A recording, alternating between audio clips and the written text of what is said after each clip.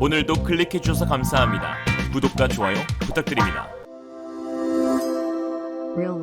인도네시아의 KF21 사업 참여 관련 분탕질은 과연 언제쯤이면 끝날까요? 최근 인도네시아는 KF21 전투기 분담금 지불을 위해 한국 정부와 협의를 지속하고 있다며 KF21 공동개발국 참여 의사를 분명히 했습니다. 아쉽게도 말이죠. 산토 다루모 수마르토 인도네시아 외교부 동아시아 태평양 국장은 지난 15일 기자와의 면담에서 조코 위도도 인도네시아 대통령 역시 KF21 관련해 방위산업 협력이 지속되어야 한다는 뜻을 전했다며 프로그램을 지속하기 위해 한국 정부와 계속 협상하려고 노력하고 있다고 말했습니다. 한국 엄동환 방사청장 역시 지난 9일 인도네시아가 6월 말까지 연체 분담금 잔액에 대한 납부 계획을 한국으로 통보하겠다고 약속했다라고 말하기도 했죠.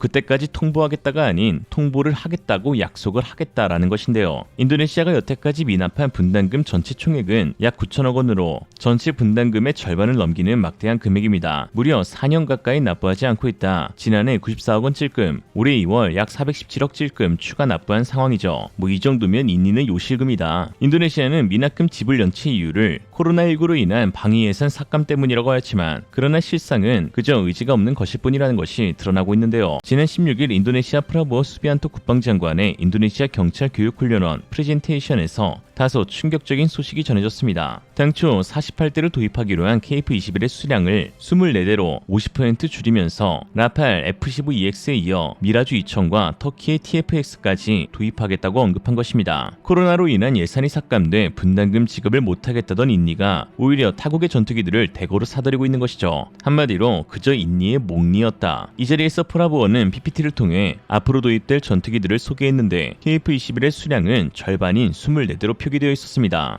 프라보어 측이 잘못 표기한 것일 수 있지만 유독 다른 전투기들의 수량은 정확하게 표기되어 있었다는 점에서 KF21만 의도적으로 축소시킨 것이 아니냐는 추측이 나오고 있는데요. 왠지 수량을 절반으로 줄이고 분담금의 절반에 해당하는 미납금 9천억을 퉁치려는 게 아닌가 하는 합리적인 의심이 드네요. 또한 연이어 프라보어는 기자회견을 통해 차후 인니 전투기 도입 사업에 대한 계획을 밝혔는데 어이가 없는 말들 뿐이었습니다. 한번 들어보죠. Kita harus bangun kekuatan pertahanan kita, ya, deterrent kita, deterrent, kekuatan penangkal.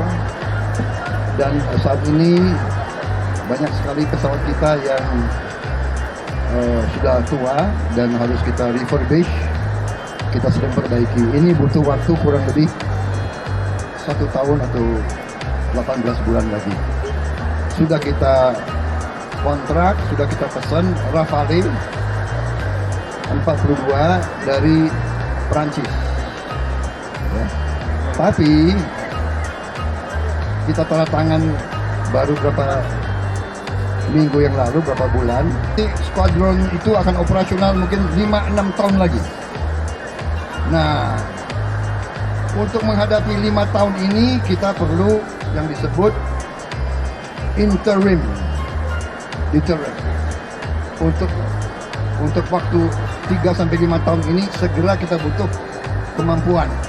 Dengan itu kita lihat yang mana, kita lihat antara lain yang potensial adalah Mirage 2000-5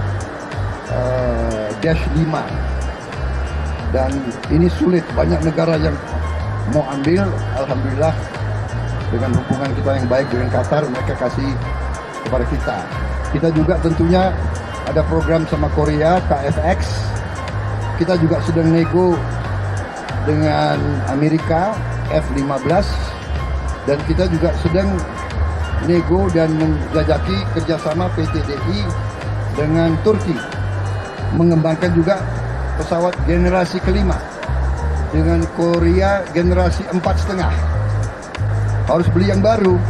Kalau beli yang baru, sama juga. 5 tahun baru operasional. 이로써 인도네시아 공군은 세계에서도 유례를 찾기 힘든 전세계 항공 짬뽕 국가가 됐는데요. 미국 F-16, F-15, C-130 수송기, 프랑스 라팔, 미라주, H-2O 헬기, 한국 KF-21, T-50, 러시아 수-50, 수-27, 미그-29, 영국 호크, AW-101 헬기 등을 함께 운용하는 난잡한 공군 체계를 만들었습니다. 정비병들만 죽어나게 생겼는데 이러한 체계 미통합은 정비 능력 부족으로 인한 잦은 사고로 이어질 수밖에 없죠. 그리고 또 기체 탓, 한국 탓할 것이 눈앞에 훤합니다. 보통 일반적인 상식 국가라면 이처럼 중구난방식의 예산 편성과 다품종 공군 체계를 갖추지 않습니다. 전력 강화에 도움이 되지 않기 때문인데요. 그럼에도 불구하고 국방장관인 프라보어가 직접 나서서 이러한 계획을 추진하는 것은 프라보어에게 있어 군수산업은 그저 차기 대선 승리를 위한 수단이기 때문입니다. 이번에 세 번째 대선 도전에 나선 프라보어는 이번에야말로 기필코 대통령이 되겠다는 의지를 보이면서 무기계약을 통한 프로파간다와 정치자금 리베이트를 동시에 얻고 있습니다. 이러한 프라보어의 야심은 16일 정찰교육훈련원 연설에서도 잘 드러나는데요. 인디 매체 독컴이 이날 올린 영상의 제목은 무려 내가 대통령이 된다고 생각해보세요 였습니다. Jadi saudara-saudara pernah dulu dikatakan kalau presidennya Prabowo nanti polisi akan dikembalikan di bawah Menhan, iya kan? Atau di bawah Mendagri atau di bawah Men apa gitu, benar nggak? Coba bayangkan kalau saya jadi presiden. Seandainya si Polan jadi presiden, ya, lebih gampang bagi dia kalau langsung ke Kapolri atau lewat lapisan-lapisan lain. Coba pakai logika. Panglima TNI sekarang juga langsung di bawah presiden. Masalah pembangunan kekuatan, strategi, doktrin, iya Menteri Pertahanan. Masalah anggaran, iya Menteri Pertahanan, iya kan? Pakai logika. Presiden kan lebih gampang kalau dia kasih instruksi. Nggak mungkin si Polan mau pasang lagi lapisan dan sebagainya, iya kan? Jadi itu aja, karena banyak orang kan mengatasnamakan saya dulu, ya kan? Ke PTIK, Sespim, ya tapi kan COVID waktu itu. Jadi 2,5 tahun saya nggak bisa. Apa itu nggak enak kalau saya apa itu? Vikon aja, ya kan? Dan habis itu saya buka sesi tanya jawab, ya. Untung nggak dikasih kopi saya di sini. Kopinya nggak ada.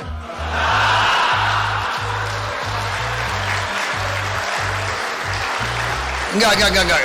Tapi saya menduga ini sengaja. Nggak mungkin polisi berbuat, karena mereka sudah tahu kalau satu kopi untuk Prabowo itu 3 jam minimal. 대통령이란 원대한 꿈을 가지고 있는 프라보어는 자신의 정치자금 확보를 위해 세계 각국의 무기를 사들이며 리베이트 공작을 펼치고 있고, 또한 도입 때마다 연설을 통해 프로파간다를 펼쳐 지지율을 끌어올리고 있습니다. 그러나 KF-21을 수출하기로 한 한국은 프라보어의 수에 놀아나지 않고 있다는 것이 미납의 근본적인 원인이 되고 있는데요. 프라보어가 당초 계약과 달리 기술 이전 및 분담금 축소와 같은 말도 안 되는 요구 조건을 내세우며 자신의 치적을 쌓고 싶어 하지만 한국은 귀등으로도 안 들으며 미납하면 시집이 안 보이겠다라고 버티고 있으니 딱히 한국과의 협력이 메리트가 없는 것이죠. 사실 떨어져 나가주면 더 고마운 듯 말입니다. 최근 프라보어는 중국 리쌍프 국방부 장관을 만나 양국 간 국방협력 강화 방안을 논의하면서 형제와 같은 관계를 유지하는 것이 중요하다라고 강조하기도 했습니다. 뭐 일단 하는 짓을 보면 두 국가가 형제 맞는 것 같은데요. 아무튼 인디가 중국산 전투기마저 사들이게 된다면 정말 끔찍한 혼종 공군이 탄생하게 되는 것이라 뭐 어떤 식으로든 세계 항공사의 이름은 남기게 되겠네요. 한편 인도네시아의 분탕지일과는 상관없이 KF-21은 순풍을 타고 성공적인 개발이 이루어지고 있습니다. 특히 지난 14일 항공업계에 센세이셔널한 소식이 전해졌는데요. 바로 첨단 전투기에 사용되는 고성능 스텔스 도료의 핵심 소재가 한국에서 본격적인 상업화 단계에 들어갔다는 것입니다. 한국재료연구원은 지난 14일 고급 산화철 세계시장 점유율 1위 업체인 한국이지사와 입실론 산화철 제조기술 이전 협약식을 체결하면서 본격적인 양산을 추진하기로 했는데요. 입실론 산화철 제조기술은 고부자력을 가져 밀리터리파를 선택적으로 흡수하는 소재를 연속적으로 제조하는 공정기술로 6G 주파수 대역인 초고주파를 흡수하는 현존 유일한 자성재료입니다. 기존 전자파 흡수 소재는 고주파 대역에서 흡수능이 감소하거나 주파수 대역의 제어가 어려운 데 반해 광대형 흡수능을 지닌 입실론 산화철은 미래 군사산업의 핵심 소재로서 그 의미가 큽니다. 특히 고부자력 자성 소재인 만큼 미래 모빌리티의 전장 부품 분야에서도 활용될 수 있는데, 스텔스의 경우 그 어느 자성재료보다 외부의 레이더 전파를 더 많이 흡수할 수 있어 반사면적 RCS 값을 획기적으로 줄일 수 있는 첨단 소재입니다. KF-21의 외부 형상은 스텔스 설계를 갖췄지만 내부 무장창이 없어 미사일이 노출돼 준 스텔스기로 간주되고 있어 이러한 입실론 산화철 개발은 KF-21의 스텔스 성능을 대폭 향상시켜줄 수 있는 게임 체인저가 될 수 있습니다. 이렇게 말씀드리면 아니 그럼 이렇게 좋은 걸 왜 미국이나 러시아는 자국 전투기에 사용하지 않냐라고 하실 수 있는데요. 사실 이러한 밀리터리 파우프스 자성체 개발은 한국에서 세계 최초로 개발해낸 것입니다. 지난 2022년 12월 한국재료연구원의 백윤경 박사와 이정구 박사가 세계 최초로 개발해내어 업계에서도 큰 화제가 되었죠. KF-21의 미래가 더 기대되는 이유입니다. 인도네시아는 자국의 참여 여부가 KF-21의 성공을 좌우하는 키포인트가 될 것이라고 생각하지만 인니의 참여도는 KF-21의 성공과는 전혀 무관한 일이 되어가고 있다는 것이 증명되고 있는데요. 아니 어쩌면 없는 것이 나을지도 모르는 상황이죠. 인니가 불참한다. 오히려 좋아. 오늘의 한 줄평. 인도네시아를 두 글자로 줄이면 중국. 반대하면 중국계 인도네시아인. 이상으로 리얼리즘이었습니다. 여러분의 생각은 어떠신가요? 현명하고 지혜로운 여러분의 의견을 지금 댓글에 남겨주세요. 감사합니다.